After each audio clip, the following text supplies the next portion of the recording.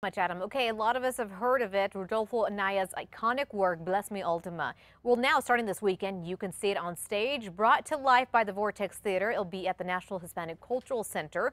Here with more is director Valerie Marie Rivera and actress Juanita Sena Shannon. Thank you, ladies, so much for joining us. Thank you for having us. You bet. For people that have never heard of Bless Me Ultima, I don't know how they have never heard about it. Give me a quick summary. What is the story behind it?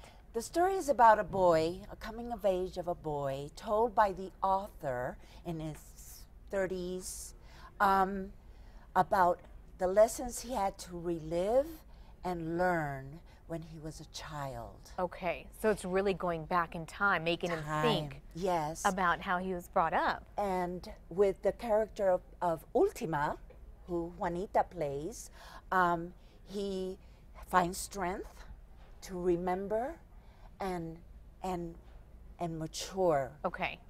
And Ultima, is that, it's more of a curandera, correct? Oh, she's a curandera. She's a healer. And she comes to Tony in the last year of her life. She knows it's the last year of her life.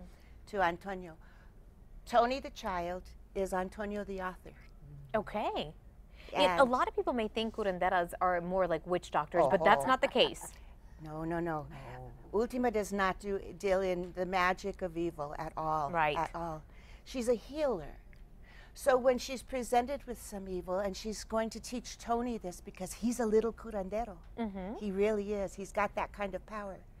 She has the power to take the evil that's happening in the community and turn it back on the evildoers. Okay. It's not her evil. She doesn't create her own evil. Okay. She takes the evil from the world and turns it back on whoever is creating it. This really brings the, Hispanic, Latino culture to life. Oh my. Would you say that? Oh my goodness.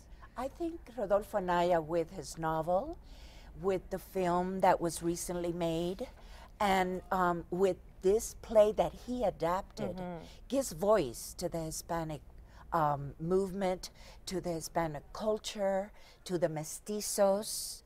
He emphasizes and he brings us to, so we can understand each other better. I think one of the themes in here is to not fear the difference in people, in cultures, in life. Right.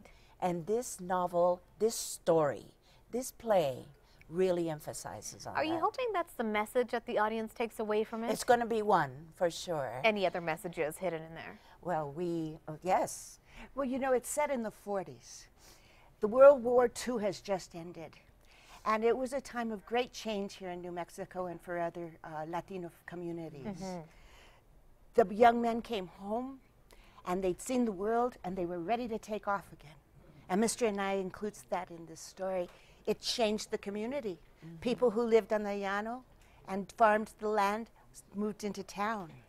And their fathers had to get used to working on highways, for example, as Gabriel does. The young men come home from the war, and they come home to tell their parents that they're going to leave. They're going to California.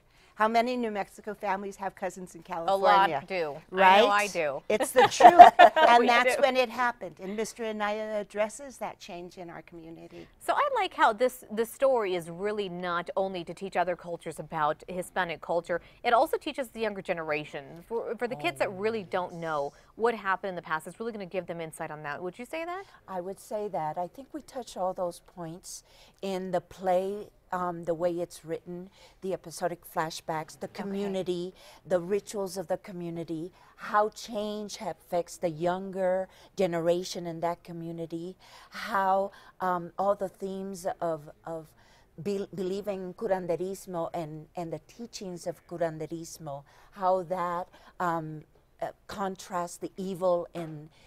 There's always evil. Including the faith they're being raised. That's true. The faith they're being raised with. Tell me when and where.